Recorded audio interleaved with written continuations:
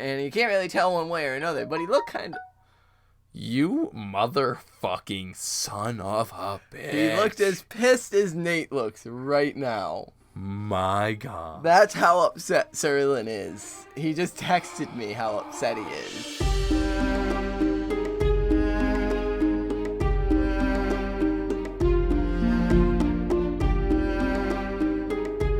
Hello and welcome to another episode of Brotherhood Without Manners, your full spoiler reread podcast of George R.R. Martin's A Song of Ice and Fire series.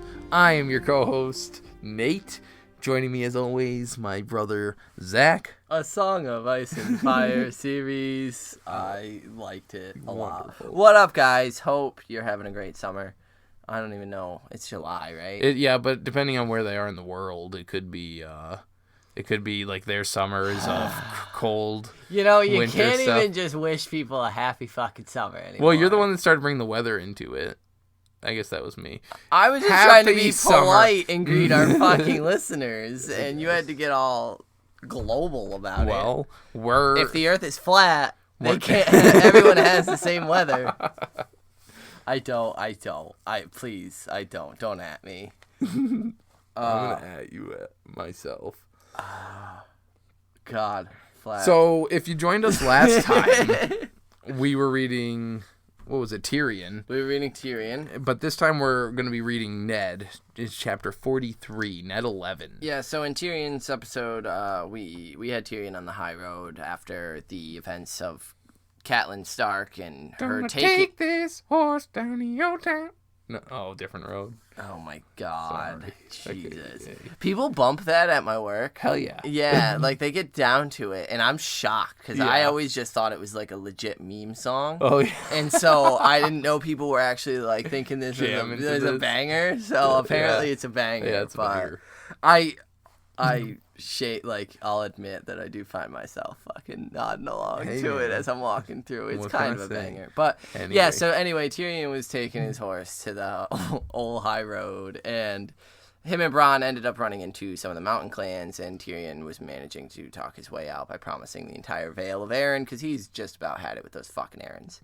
Yeah, man. When we last left our Ned current Eddard. character, Eddard, he had just awoken after having his leg broken. And Nettie, he was in Betty. he found out that he was told that Jaime had fled the city and went to Castle Rock to join his father, and then he was joined by the king and the queen Briefly. until Robert honored her with a badge, and She wore it proudly, to bed because he sent her there. And Robert essentially said he's tired of the infighting. He can't deal with it. So he throws the pin at Ned and says, I'm going hunting, and whatever the fuck it is you want to talk about can wait until after there, And which we know it won't happen. Full Doesn't spoiler it? reread. I mean, he has a chat with him for a minute. So this chapter opens up Yeah. with Ned Stark holding council, essentially, in the Red Keep. He's sitting high on the Iron Throne as the last streaks of the sunset are streaking in through the high, narrow windows of the Red Keep, where once dragon heads had sat are now tapestries of greens and golds and reds, but Ned only sees the red of blood. This throne room holds a lot of fucked up memories for Ned, especially that whole... I mean, yeah, Robert's Rebellion is just a really fucked time for Ned. Like, between he lost his hatred of the Lannisters... His father and brother spurned it. it. Then his sister getting kidnapped is the real big thing that spurned the war into full... Oh, I suppose they couldn't see my quotations around. Your air quotes, quotes around. You know. But yeah, no, Robert's Rebellion was just kind of a shitty time for Ned, and it all kind of culminated here in the Iron Throne, where after witnessing how brutal the sack of King's Landing was due to the Lannister men, he finds Jaime Lannister himself standing at the foot of the sitting at the foot of the Iron Throne with Aerys dead before him, and so yeah, Ned just remembers it as this bloody memory, and we get a quick description of the Iron Throne, that it is an immense ironwork monstrosity of spikes and jagged edges and grotesquely twisted metal. So just all these dark brutal words to describe this we chair. also, we got a little bit of the throne from Robert in some early chapters of the book. It's a damn uncomfortable thing, Ned. Yeah, and Ned will go back and touch upon that. I am not pleased by this throne, Ned. But he thinks that Robert had pretty much warned him, and it's even more uncomfortable now that Ned's leg is plastered and he can't really lean back without getting fucking stabbed by this goddamn chair that just wants to fucking rip open. Yeah, so he starts talking about how Aegon had it made and how it was crafted by all the swords from the people his enemies that he felled. A king should never sit easy, Aegon had said, and I just like that. I really liked Ned's response to that. Damn your arrogance, Aegon. Yeah, pretty much. And damn Robert and his hunt for making Ned sit here and have to rule, which is, in thinking about it, this I think is when Robert first asked Ned to be Hand of the King, I think this was the initial biggest fear for Ned, was that he was going to be sitting on the Iron Throne doing this, regulating the justice, making the decisions, which he wants no part of as far as down in King's Landing. Winterfell, he doesn't mind. That's home. Yeah, and he's got it. Those are his people. Yeah. He's my people. Well, this is the whole realm. Yeah. Any qualms across the realm are brought here. But he gets interrupted from his thinking of the throne by Varys asking a question. You are quite certain these were more than brigands? Yeah, so we've got to essentially paint the scene. We've got the daily partitioners coming to the king to ask whatever favors, report whatever crimes, and so it falls to Ned. We learn here that only Varys, that old bitch Pycelle, and Littlefinger remain. Baelish. And then we get that Lord Renly, Sir Barristan, along with Prince Joffrey, Sandor Clegane, Balon Swan, and half of the court had joined the hunt after a white hart was spotted, which I looked it up, and the only thing I could find on a white hart was that it is a white stag that was used as the symbol of, like, King Edward way back when, and so I'm assuming it's just a pure white stag. A big white stag, which is seems super mystical to me. Yeah, I've always overlooked that. It's very unicornish. Yeah. It's this illusory, almost sort of makes creature. It sound like a weird version of a unicorn, like they have a land they come from. Like they wear reading glasses that are way too big for them. They're unicornish. And they're, I don't know. Anyway, a white hart was spotted, so half the court decided to go out. So Ned was left here to rule. And he does mention that he was, because he's left to sit the Iron Throne in his absence, but he was lucky enough to be able to sit. And besides the three of the small council that are sitting at a little table that's set up down at the foot of the stairs to the Iron Throne, that's how, the big old fucking pile of it's got stairs made of the blades as well that are just this massive. And the show didn't. I love the show. The show didn't do it justice. Did not do it. No, that's their throne's cool. And it is no reflection to what Martin described. Probably was a budgetary thing, which I get because it's enormous. It's a huge. It looms over that room. It's just this pile of metal that has a stairway, sort of. I imagine hammered in up with jagged blades sticking out. You have to watch as you walk up, and it's not a straight up stairway. I imagine it twisting and curving up a bit, but it's fucking big. And so Ned notices that everyone else in the room is standing besides these counselors, the people, the partitioners that are here, kneeling. The guards, the partitioners that are currently partitioning are all kneeling. Yeah. They're a bloodied, tattered, fucked up looking group that sits kneel before him, and Sir Raymond Derry is naming the brigands that he mentioned to Varys as Lannister brigands, as again all the villagers. And are just the second that he mentions that, there's this presence in the air. The whole room is all of a sudden exactly building,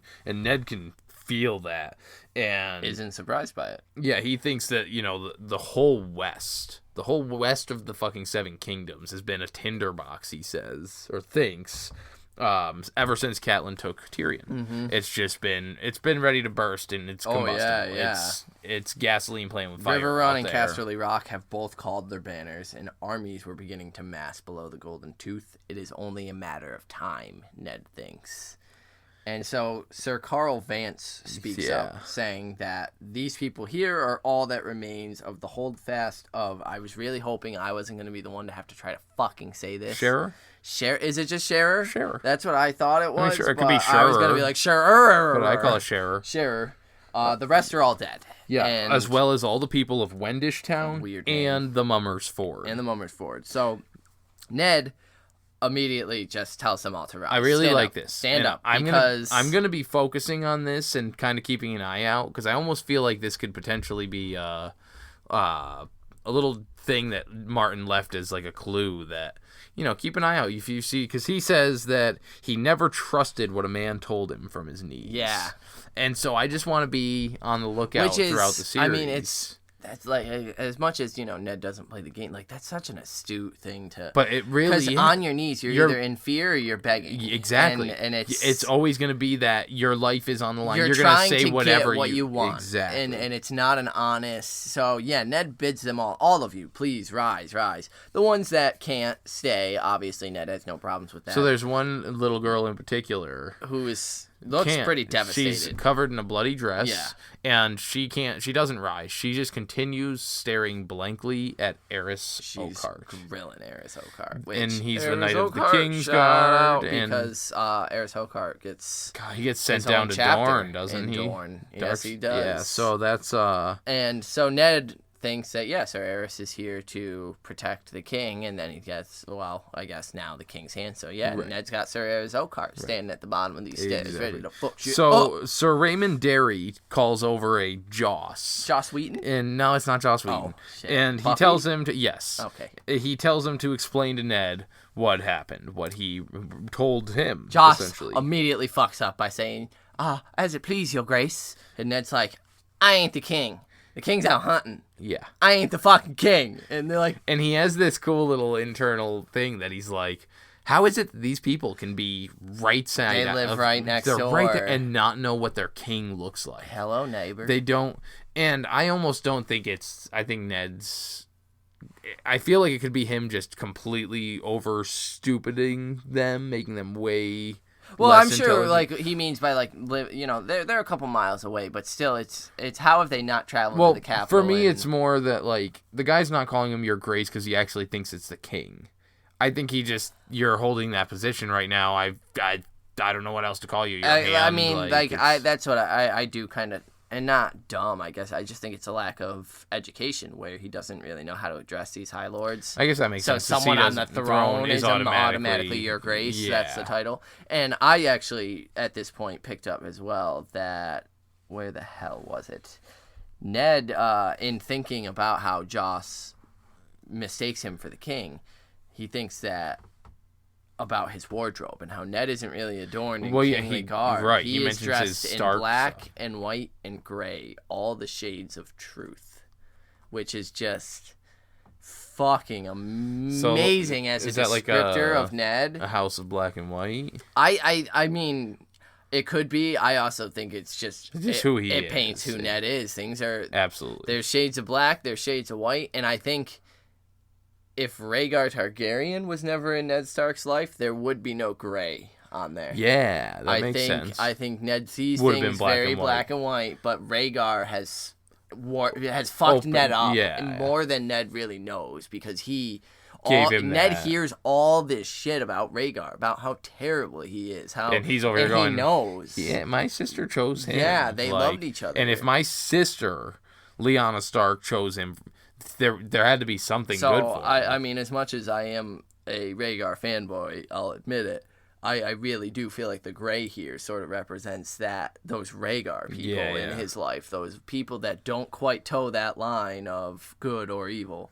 But anyway, we learn here that men came through and just attacked this village, just savaging everything, doing as they please, but not taking anything, not raiding for goods. They were drinking the ale and then smashing it. Poor Joss here owns an ale house, and they came in and ate their fill, drank their fill, and then poured out the rest of the wine and then lit his fucking building on fire. Which is just, they're just there causing destruction, wasting the shit. And so we then get, similar... stories from a few different villagers in different ways. They killed, I thought it was interesting of how we kind of got an example of their savagery of one man steps up and says, they killed my apprentice. So I wanted to specifically mention that because of the connection between Micah the butcher's boy, and this apprentice, how he was riding him down and using him for sport. So they brought this apprentice into a field, and they poked at him from their horses while with laughing spears, with man. spears while chasing him, kind of herding him around, laughing all the while, until the big one stabbed him clean through and put an end to it. So immediately, obviously it's a reread, but I didn't know who the fuck the big one was, but as we have reread now, we know immediately it's the fucking mountain.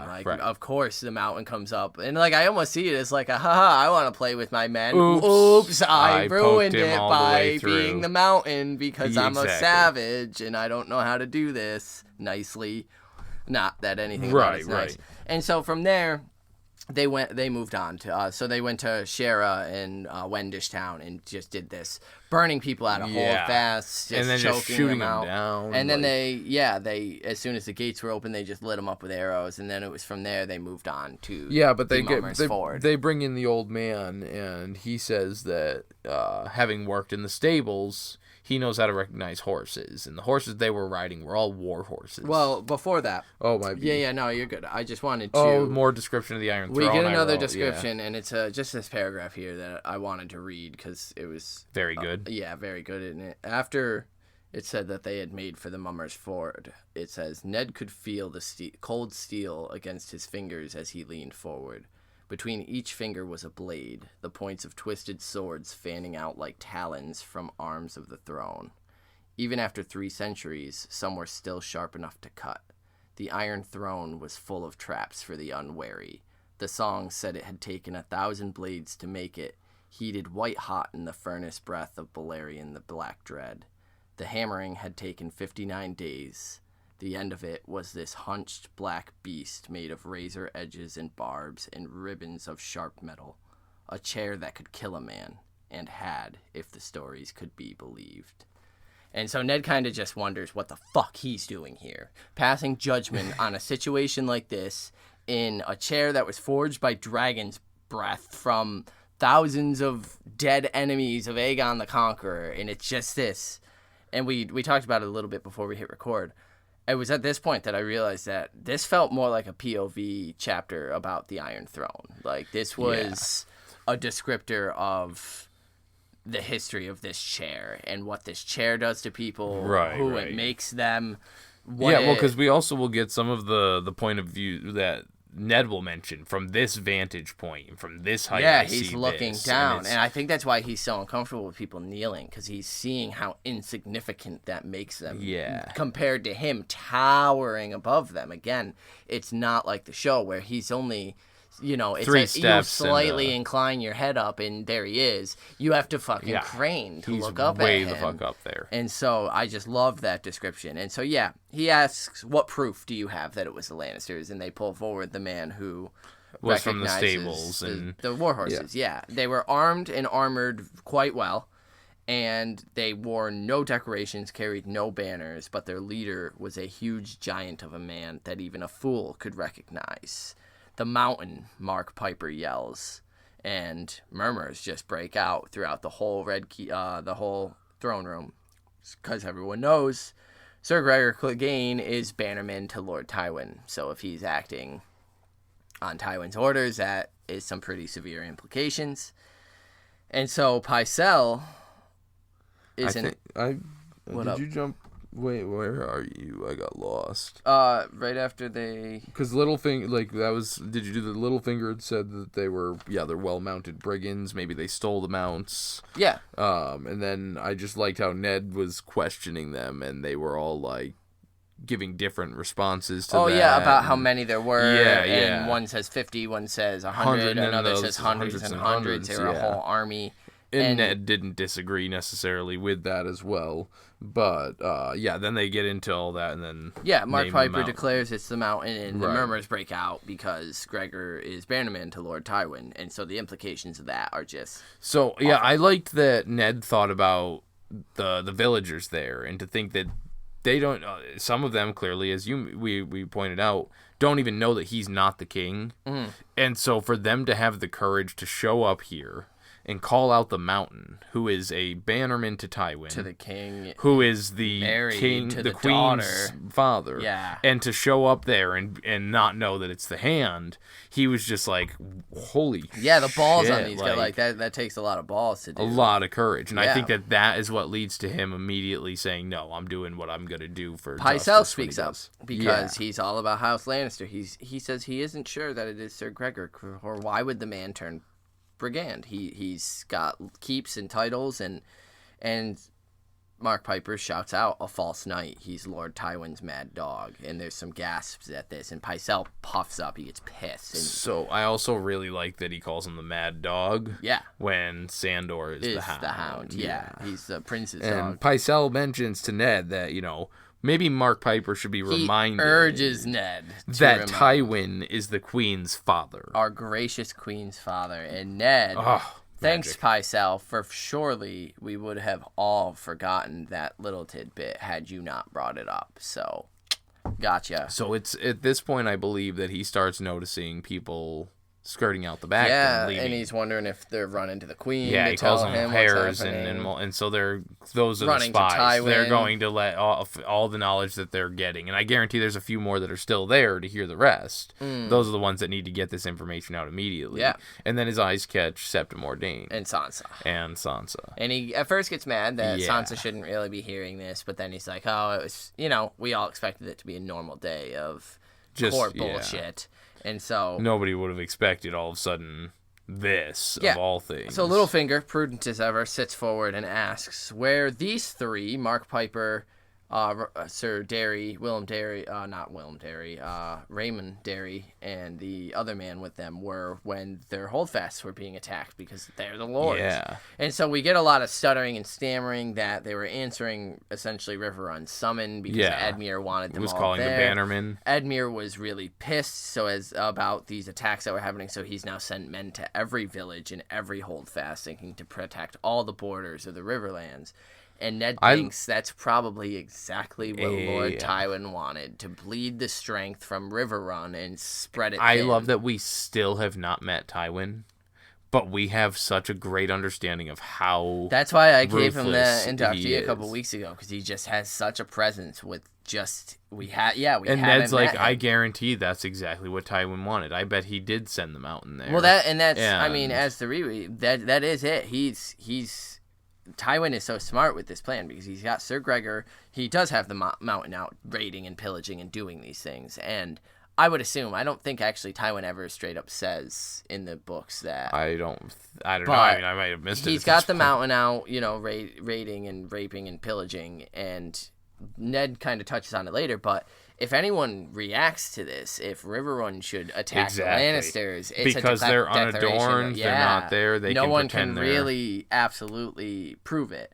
And so Ned thinks that Edmure, Catelyn's little brother, is way more gallant than he is wise, and so he really isn't the man that should be leading right now. What's up, everybody? It's Nate here from Brotherhood Without Manners. I'm just going to sneak in and tell you really quick about this sweet app called Podcoin.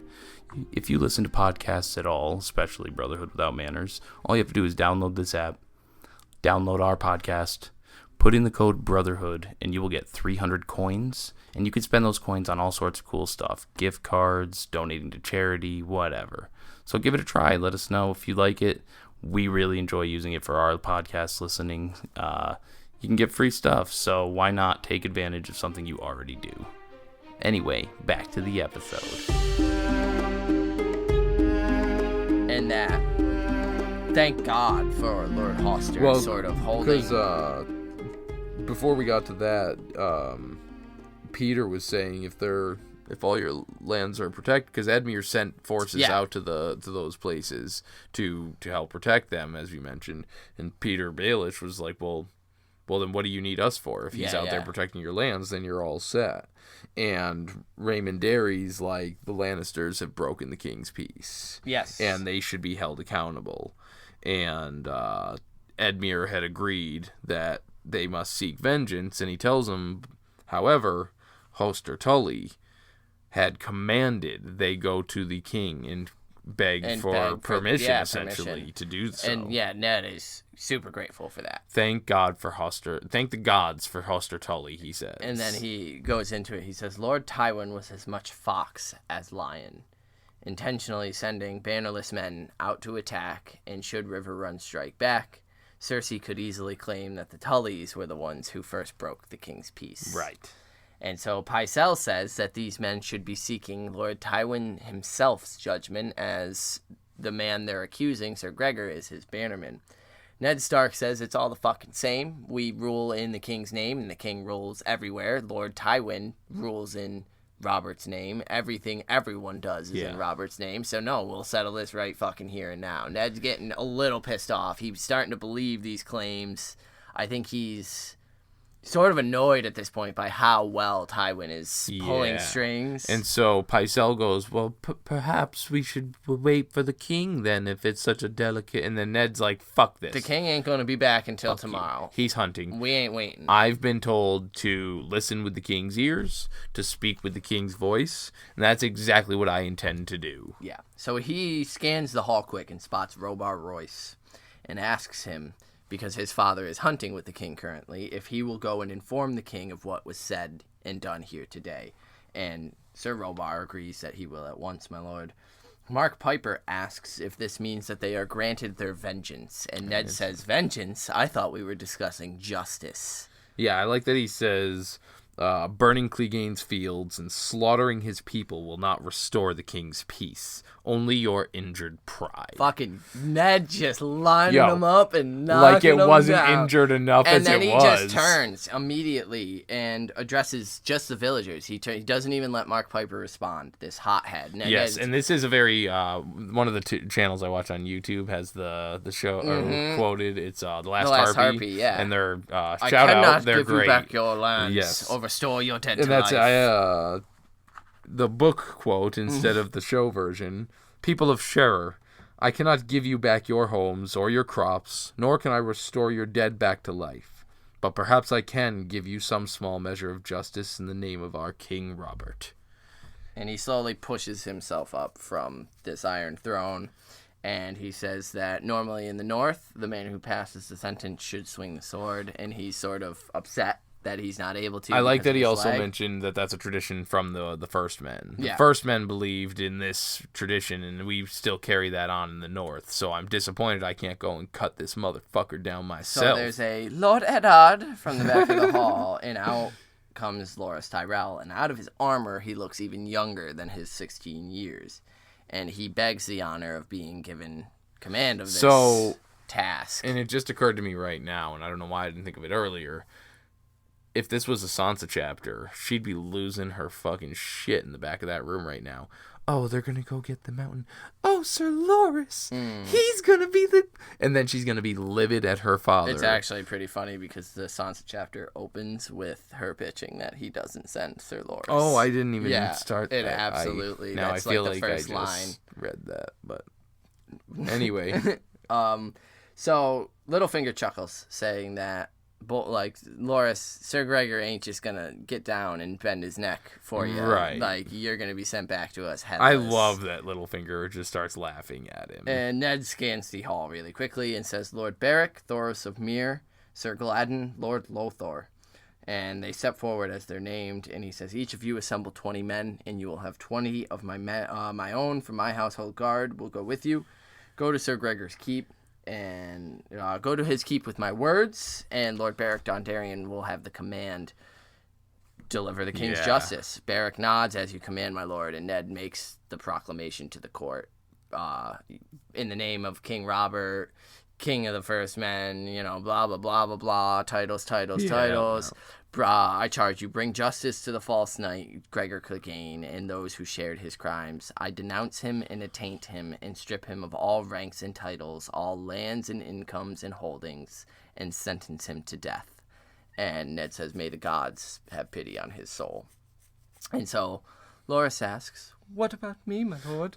Jesus. Yeah, right? You're like, Jesus. Yeah. Ned says that this is justice, not vengeance. What you seek is vengeance. What we're doing is justice, so you need to chill. And he tells him, ride at first light, Lord Berric. And with that, he ain't taking no more petitions for the day. Right. And, like, so... His little squires there, I don't even know if they're actually his Alan and squires, Porther. but they come up and help him down the stairs. Yeah, his leg's with broken. His fucked leg and the fact that it's a monster mountain sword So nightmare. Pycelle, Littlefinger dip. Yeah. And I would believe Pycelle's running to Cersei. Oh, absolutely. Where do you think Littlefinger's going? To just Skip. flaw. Yeah, He's probably just going to go sit in a desk by himself, menacingly, just tapping his fingers together with a single candle beneath his... Like, just being fucking Littlefinger. Littlefinger. But Varys is waiting for him at the bottom. Yes, and he says, you are a much bolder man than I, my lord. And Ned is in no mood for Varys' wordy bullshit today. Yeah. And he basically says, why is that? And he says that I would have given the mission to Loras Tyrell. He so wanted it.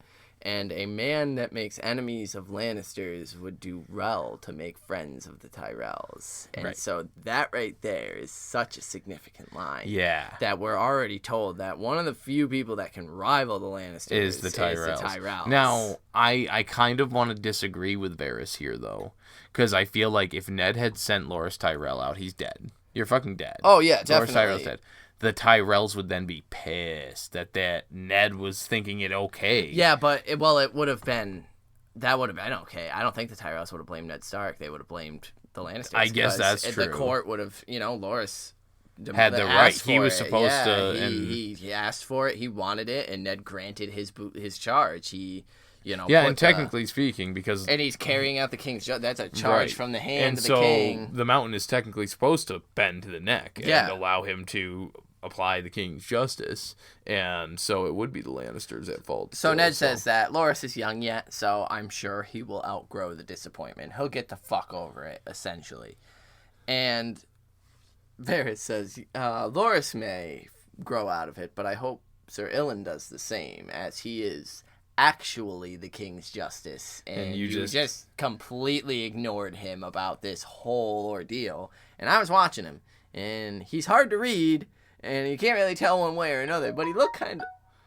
You motherfucking son of a bitch. He looked as pissed as Nate looks right now. My God. That's how upset Sir Ilyn is. He just texted me how upset he is. I swear to God, if that's not Sir Ilyn right there, then you are getting a slap after we're done recording. Anyway, so... Yeah, essentially Varys is saying that it was seen as it could be seen as a slight, and Ned prudently says that House Payne serves House Lannister, and so it's probably best to send someone who doesn't owe fealty to Tywin Lannister to deal with his mad bannermen. Still, Varys again says that Sir Ilyn didn't look very pleased, and you're kind of taking his work away from him. And he, so does love his work. Yeah. And that's the end of the Ned chapter, which I thought was such an odd note to end it on. Yeah, so I want to think, though, do you think Ellen would have hesitated slightly at all cutting Ned's head off had he... Ned's? Yeah. No. He doesn't hesitate. That's what I'm saying. If he had allowed him to go take out the mountain, do you think he would have I don't think Sir Ilyn Payne would have done that, no. I think he would have touched base with Tywin first. I suppose that makes sense. I feel like it's not... Ilyn Payne is hard... I mean, obviously, it's hard to know what the fuck he wants or is doing, but I feel like he does hold some allegiance with the Lannisters. Yeah, so okay. I don't think he would have followed the command, and I think really that this whole bit right here is foreshadowing that he's pissed Sir at you. Ilyn, really wants to fucking cut a head off, and is that you're kind of just making yourself the target here, Ned. And so I think it's just Martin being like, yeah. That's the guy that's going to cut Ned's head off. This is the guy that's going to cut Ned's head off in like 6 chapters. Yeah, and that's what I had actually noted there. So, did you like the chapter? I loved the chapter. I really enjoyed this chapter a lot. I also was wondering if... for Mark in House Piper, if the other houses call them the Rowdy Pipers because of how hot-headed they are. So, why do you keep bringing up WWE? I don't know. They just happen. I can't help it that my childhood. Is Martin a wrestling fan? Who knows? he's definitely a fucking Elmo fan if you read, or a Sesame Street Sesame fan Street. if you read fucking Fire and Blood. Well, actually, listeners, if you've read Fire and Blood and you've noticed that, please write us in about it, because how do you feel? it weirded me the fuck out, and I feel like I'm the only person on the planet talking about the fact that there's an entire fucking house in Fire and Blood that is just Sesame Street names. Kermit, Elmo, fucking Ernie, Bert. All right. You're can't turning handle red. it. Anyway, you got an inductee? Not ready. I'm going to give it to the villagers for. I'm giving it to them The as a village collective. people? The village people, not the village. YMCA. I'm dancing. They can't see that. For having the balls to fucking show up there again, not with the knowing intention of telling the king this news. the person who's married to all that. We get the relationship. I don't feel like fucking, but yeah, they just that, and to drag themselves, like they had to be fucking terrified. They're all like, bloody and them. battered fucking, and tattered. Right. Yeah, they're hurting. Yeah, I'm gonna bring them in. They can share the Sweep. warmth of our. Oh. I mean, if they are rooming, they may as well. Well, yeah, I mean, clean it's not up free after lodging. themselves, so. Valor Magulis, Valor de Harris. All men must die, all men must serve. What the fuck? Anyway.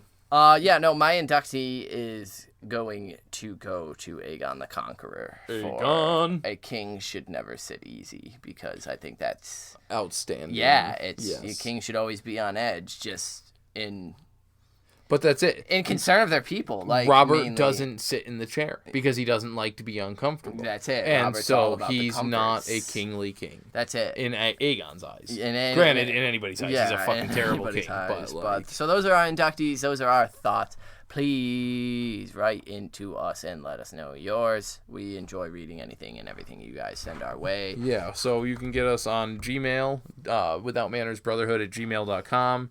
We're on Facebook at facebook.com/Brotherhood Podcast. Instagram at Brotherhood Without. I'm on Twitter at Carstark92. And I'm over there on the Brotherhood account at Manners Without. We're also on Spotify, Breaker, Stitcher, Google Podcasts, Spotify, I think I already said. Did you drop our Patreon? Not yet, but I was going to do that after I say Apple Podcasts, where they can leave us a rate and review.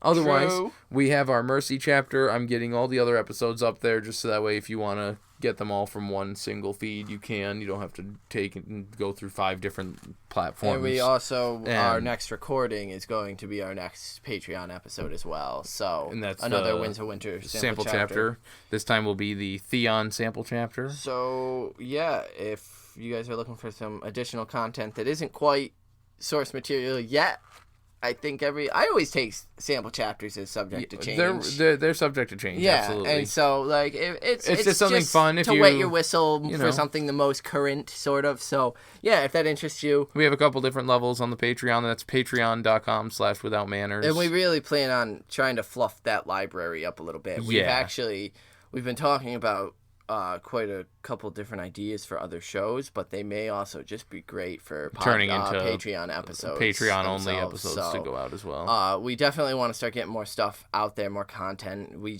really love doing this. This is one of the most fun things I think either of us have ever done. And so we really enjoy making content and doing the work for content, so we want to put more out there. But we could definitely use a little bit of help. Yeah, we're working on some stuff to kind of make it more incentive to join Patreon, because right now we understand that there's not a lot up there, so we really want to get some stuff out there. That's the plan, that's the goal for the next couple months. And so thank you guys for listening, for joining. Hit us up, write us in, let us know, and join us next week for Sansa 3, which is only her third chapter in this book, and we're almost done with this book. We're almost done with the book. So Sansa is going to be upset that Loras wasn't sent, and that's pretty much what I assume the whole chapter is going to be about. So join us next week. Valor de Harris. Peace.